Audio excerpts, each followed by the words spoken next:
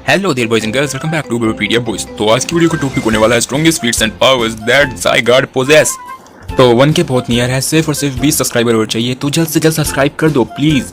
तो चलो बिना किसी टाइम पास के जल्द से जल्द इस वीडियो को स्टार्ट करते हैं। तो ये वीडियो भी इन्हीं सब पॉइंट्स के बेसिस पे होने वाली है। Attack power, utility, using ability, strength, speed, dodging, reaction, durability, endurance, blocking, intelligence, field, ceiling factor, stamina, phenomenon, weakness, immunity और लास्टली सबसे इंपॉर्टेंट मिथिकल पावर। तो अब इंट्रो लग जा।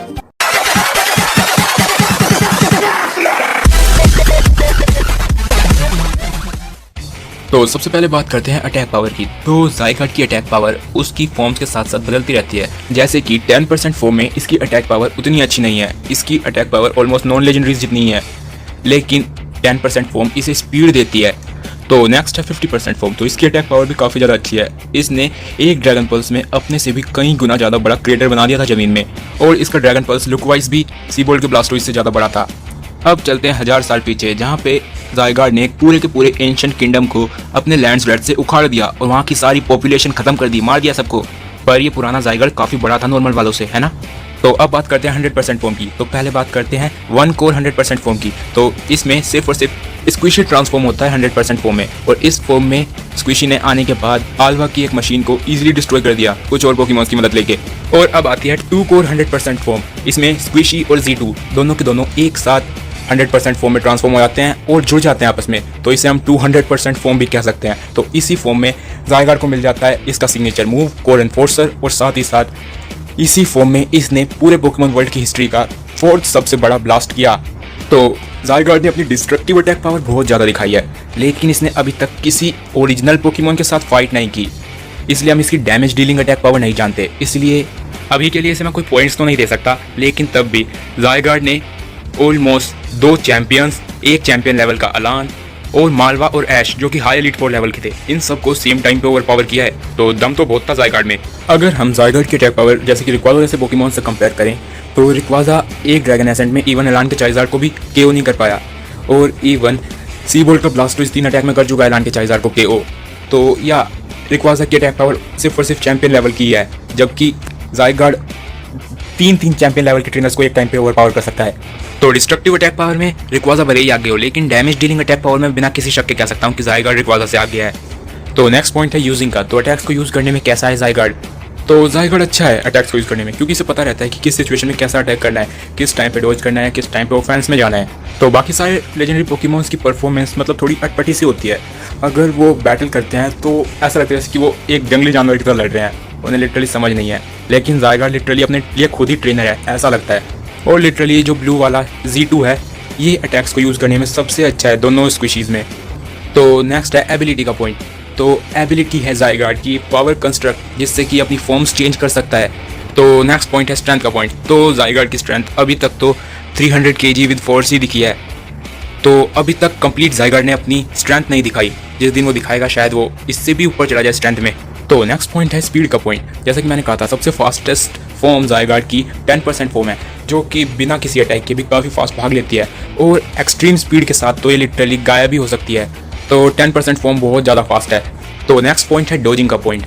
तो 10% फॉर्म इसमें भी सबसे अच्छी है। जितना छोटा शरीर उतनी अच्छी तरह बच सकता है कोई भी, लेकिन कंप्लीट फॉर्म भी इसमें बहुत अच्छी है डोजिंग में।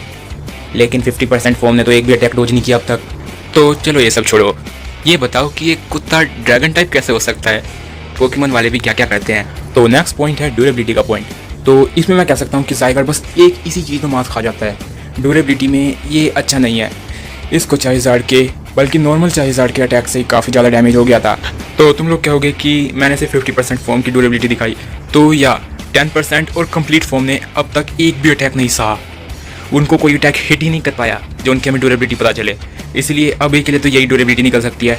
वैसे कंप्लीट फॉर्म को जरूरत भी नहीं है ड्यूरेबिलिटी की, क्योंकि उसे कोई अटैक टच ही नहीं कर पाता, इतना फास्ट है उड़ने में। तो नेक्स्ट पॉइंट है ब्लॉकिंग का। तो मैं कहूँ तो ज़ायगार्ड ने कभी ब्लॉकिंग की ही नहीं।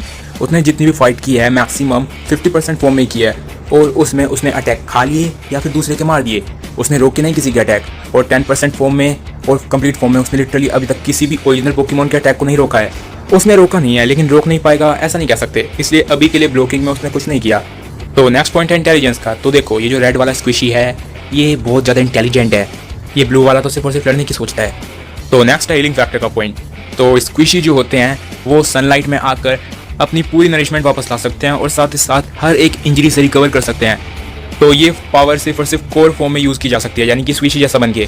बाकी फॉर्म्स में अगर ज़ायगार्ड इस पावर को यूज़ कर पाता तो दोपहर के टाइम में उसे कभी कोई पोकेमॉन ना हरा पाता। लेकिन अफसोस कि दूसरी फॉर्म्स इस पावर को यूज़ नहीं कर सकती, सिर्फ और सिर्फ स्क्विशी कर सकते हैं। तो नेक्स्ट पॉइंट है स्टैमिने का। तो स्टैमिने में थोड़ी सी प्रॉब्लम हो सकती है ज़ायगार्ड को, क्योंकि अगर ज़ायगार्ड कोई सीरियस डैमेज ले लेता है अपने ऊपर तो वो फिर से अपने कोर फॉर्म में बदल जाएगा। यानी कि कंप्लीट ज़ायगार्ड को अगर डैमेज हो गया सीरियस या 50% ज़ायगार्ड को, तो वो फिर से स्क्विशी बन जाएगा और उसके बाद वो लड़ने की कंडीशन नहीं रहता। तो नेक्स्ट पॉइंट है फिनोमिना का। तो अभी तक ज़ायगार्ड को कोई जी मूव या फिर कोई मेगा एवोल्यूशन मिला नहीं है, तो फिनोमिना तो नहीं है इसके पास अभी तक। लेकिन सोचो अगर इसे मेगा एवोल्यूशन मिल जाए और ये 808 स्टैट वाला पोकेमॉन बन जाए, उसके बाद ये क्या करेगा अपोनेंट का, सारे के सारे एडिशनल 100 पॉइंट्स अटैक पावर में घुस जाएं, तबाही बन जाएगा दुश्मन के लिए मेगा ज़ायगार्ड। तो नेक्स्ट पॉइंट है वीकनेस और इम्यूनिटी का। तो वीकनेस की बात रही तो टाइप मैचअप्स जैसे कि आइस टाइप और ड्रैगन टाइप के अलावा तो मेरे को लगता है किसी चीज़ से वीकनेस है इसे। हाँ है एक चीज़ से, मेगा एवोल्यूशन एनर्जी से, वो इसे आराम से इमोबिलाइज कर सकती है। तो नेक्स्ट बात रही इम्यूनिटी की, तो इसे इलेक्ट्रिक टाइप अटैक से बिल्कुल इम्यूनिटी है, 100% इम्यूनिटी। तो लास्ट चीज़ है मिथिकल पावर। तो मैं बिना किसी डाउट के कह सकता हूँ कि म्यूटू के बाद सबसे ज़्यादा मिथिकल पावर्स इसको मिली है ज़ायगार्ड को। तो सबसे पहली पावर है इसकी प्लांट मैनिपुलेशन, जिससे कि ये पौधों को कंट्रोल कर सकता है। उसके बाद इसकी दूसरी मिथिकल पावर है ये किसी भी चीज़ की ग्रोथ को फास्ट कर सकता है, जैसे कि कोई पौधा बढ़ नहीं रहा तो उसकी हाइट जल्दी जल्दी बढ़ेगी। अब ये इंसानों और पोकेमॉन से माइंड टू माइंड टेलीपैथी कर सकता है। और साथ ही साथ इसके पास एनर्जी एब्जॉर्प्शन की भी पावर है, जिससे कि अपनी हेल्थ वापस ला सकता है, जैसे कि मैं थोड़ी देर पहले हीलिंग फैक्टर में बताया था। और साथ ही साथ स्क्विशी अपने आप को गायब भी कर सकते हैं। सोचो अगर इसके अंदर ये इनविजिबिलिटी पावर अपनी दूसरी फॉर्म्स में आ जाए, अगर 100% ज़ायगार्ड गायब हो पाए तो कितना ताकतवर हो जाएगा वो। तो इसकी नेक्स्ट पावर है सुपर सेंसेस। इसको पहले ही पता चल गया कि ऊपर से फैंटम गिरने वाला है, और इवन स्क्विशी इंस्टेंटली पूरे के पूरे एकदम बंजर मैदान को फिर से हरा भरा करने के कैपेबल है। अभी देखो कितनी जल्दी ये पौधे उगाता है इस जगह पे। 1 2 3 4 5 6 7 सिर्फ और सिर्फ 7 सेकंड में सारे पौधे उग गए। ओके, इसकी नेक्स्ट मिथिकल पावर है इसके सेल्स पूरी दुनिया के अलग अलग कोनों में पड़े हैं, जिस वजह से ये हर जगह देख सकता है कि कहाँ पे क्या चल रहा है। ये कह सकते हो कि ये ब्रह्मदेव है जो कि ओमनी प्रेजेंट है। तो ज़ायगार्ड डार्क वाइन्स को समन करने के कैपेबल है, और साथ ही साथ ये इकोसिस्टम से किसी भी जानलेवा चीज़ को मिटा सकता है जड़ से। तो इसकी पावर्स ज़मीन के ऊपर तक ही काम करती है, ज़मीन के नीचे से डार्क वाइन्स को नहीं हटा पाया। जहाँ तक ये देख सकता है या फिर महसूस कर सकता है वहीं तक की चीज़ें हटा सकता है। ज़मीन के अंदर इसके सेल नहीं होंगे, इसलिए शायद ज़मीन के अंदर के वाइन्स को ये नहीं हटा पाया, और इसी की वजह से ग्रेनिंजर चला गया। और हाँ, स्क्विशी उड़ भी सकते हैं, ये मैं बताना भूल गया था। तो एक लास्ट शायद मिथिकल पावर बच रही है। जब 1000 साल पहले एक ज़ायगार्ड ने एंशिएंट सिटी पे हमला किया था, तो उसने उस सिटी पे पहले एक हरे कलर की लाइटनिंग स्ट्राइक की थी, उसके बाद जाके उसने हमला करना शुरू किया। तो हो सकता है कि ज़ायगार्ड बिजली भी गिरा सकते हो। तो ये वीडियो यहीं पे ख़त्म। तो जल्द से जल्द 1K करने हैं, इसलिए पूरा सपोर्ट करो। तो लगता है मैं कुछ भूल रहा हूँ, कुछ इंपॉर्टेंट था, चलो छोड़ो। ये वीडियो यहीं पे ख़त्म। मिलेंगे अगली वीडियो में, जब तक के लिए बाय बाय, नमस्ते।